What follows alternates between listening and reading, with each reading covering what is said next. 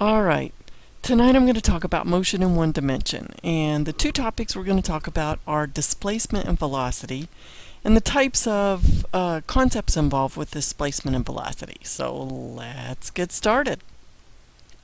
So terms you can find in the text, I'm not going to waste your time watching a video on. You can look these up in your textbook. Position, typical symbol that we use for position is an X. Distance, kind of similar, but it has to do with a change in position. Displacement now we're getting into not only how far did someone go or move, or how far did something go, but also in what direction. Displacement is what we would call a vector because it has both a magnitude or a numerical value and a direction. Speed, velocity is also a vector, and then acceleration is the change in velocity over a change in time. So how fast is the velocity changing is acceleration. And I'll let you look those up. I won't waste your time talking about those. So first of all, let's make sure that we understand the terms that we're using here in terms of scalar and vector. A scalar is simply a measurement that doesn't have any direction. And so some examples would be, let's see, let me go grab a pen here. And some examples of a scalar would be speed. When you look at what your speedometer in your car reads, it just reads a number. It doesn't tell you what direction you're going in. Let's see, other examples of a scalar. How about temperature? Temperature, it does go up or down, but that's not really a direction. It just indicates you've got a higher value or a lower value, but it's not really a direction associated with it. Let's see, something else is a measurement with no direction. Energy. Okay, it's a measure of how much work something can do, but it doesn't have a direction associated with it. So those are just some examples of scalars. For vectors, it's a measurement that has magnitude, meaning just it has a number and units associated with it, and it also has a direction. So some examples, instead of speed, how about velocity? So if we were moving at, say, 42 meters per second, and we were moving in the southeast direction. Sorry about the writing, I know it looks kind of like a kindergartner. With the delay in this pickup for the recording, it's harder than it looks. I'm sure you're saying right. Yeah, seriously. Okay, so let's see. Other examples of a vector acceleration. Whenever we drop an object, it is going to fall down to Earth, and it's going to fall at a rate of 9.81 meters per second squared, but the direction of that acceleration is going to be down toward the Earth. So some examples of vectors, they have a magnitude, which is a measurement in a unit, and directions. Okay, so motion terms. Instantaneous velocity is the velocity something has at any given moment. So let's take a look. Graphically, it's probably the easiest way to explain it. So if I look on a graph of position versus time, and let's just plot, instead of the nice straight plots that you had when you did graph matching, let's plot something that has more of a curve to it, and it's not necessarily flat. So if that was an object's position with respect to time, then I'm going to go pull a different color over here. Ink color, let's pull yellow for instance.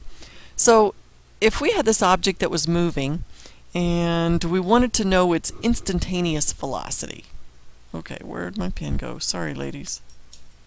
There it is.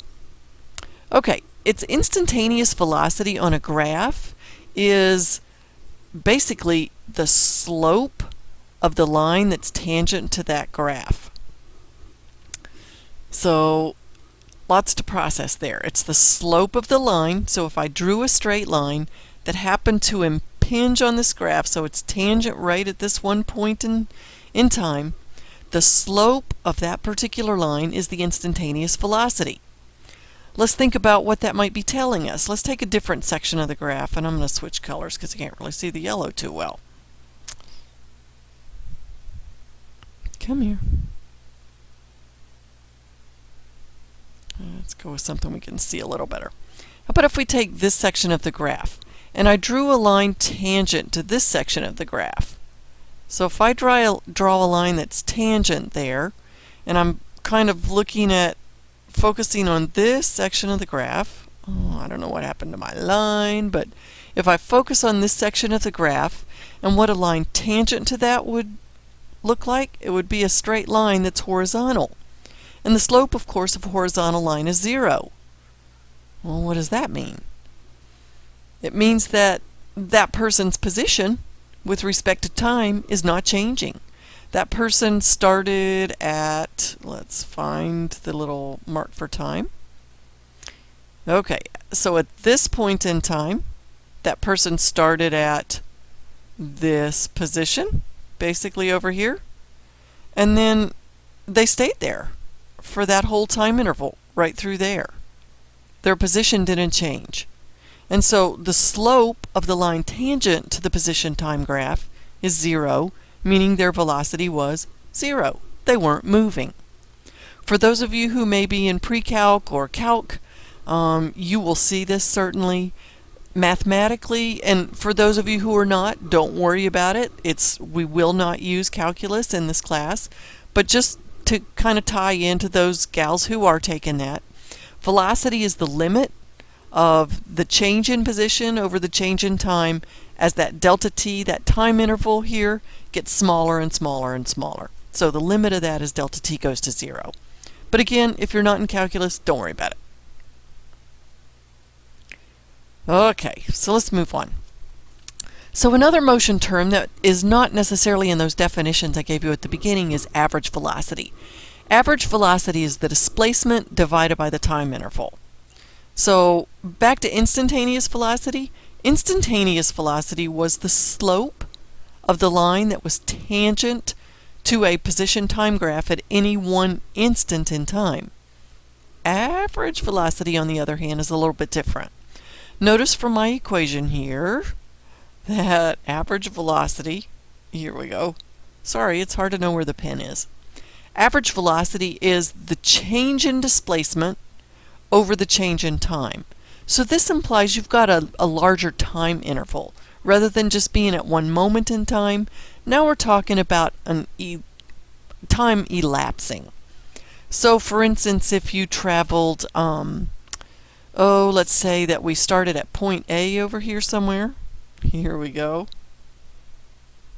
At point A, and we walked from point A, we stopped right here, and we'll say we stopped to eat.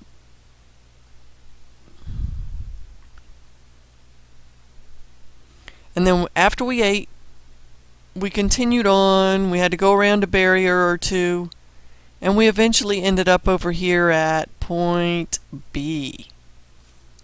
And say this total distance from A to B, straight line distance, or as the crow flies, if you will, so that we'll say that was 5 kilometers.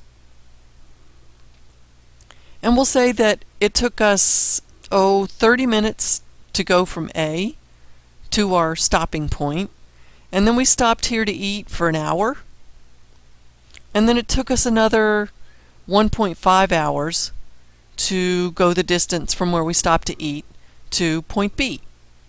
So our average velocity, we'll come down and write it in here, average velocity is the displacement, which is 5 kilometers, divided by the total time interval to accomplish that. So that would mean 30 minutes plus 1 hour plus 1.5 hours, so a total of 3 hours. So our average velocity is 5 kilometers over 3 hours, or 5/3 kilometers per hour. Point being, you've got to consider the entire time and then only the straight line distance from point A to point B for average velocity. All right, one more, and we're almost done. During a race on level ground, Andra covers 825 meters in 130 seconds. She is running due west. Find her average velocity. So average velocity, here we go, is going to be equal to her displacement, delta x, over the time interval. And so it would be 825 meters divided by 137 seconds. And I'll let you work that out on your calculator. And that is going to be, because this is velocity, which is a vector, then we really ought to be complete, we ought to include the direction, which is west. And then just food for thought, because I'm going to give you a video to kind of analyze and watch a race and decide on this. This bottom question says, was her velocity the same value through the entire race? So even if you aren't a runner, think about it. Does she just, at the beginning of the race, she's moving that pace for the entire race? Don't you get tired? You got to get started. So even though it may be her average velocity, the question is, was that her velocity through the entire race? Okay, recap. Graphical representation for velocity. Velocity can be interpreted graphically, and just remember slope is rise over run. And so if we think about a position time graph, let me draw a graph in here real quick. One of the problems is when you see the recording, you see a little yellow circle around this cursor, but as I do the recording, there is no yellow circle. So it's very hard for me to know where this is. So I apologize, ladies. I'm hoping I'll get better at this. I don't think I can get a whole lot worse. So I've got my position time graph. So let's say, for instance, I started out at the origin and I moved, I moved from the origin like so. That's how my position changed with time. And so, if I can figure out where the end of my plot is, come here. So here's how long it took me. We'll call that t. And we started at time 0. Position was 0 at the origin. And then we'll call this x. Oh, sorry, my dog is barking at my cat in the background. The slope of this, of course, is rise over run. The rise is going to be, so if I come over here and calculate the slope, I've got delta y over delta x. That's the way you calculate slope. And in this case, it would be the change in position, or don't get hung up on the x. The x here means the position variable, not the horizontal independent variable. And then my delta x on my x-axis is time, so delta t. That's the slope. And notice, slope is change in position over change in time, really change in displacement, and that's what the definition of velocity is. So here's the biggie to take away. If you get this, I will have made progress. And that is that the slope of a position time graph is velocity. So knowing that is hugely helpful as we analyze motion. So make sure that you remember that the slope of a position time graph is velocity. Thanks for watching.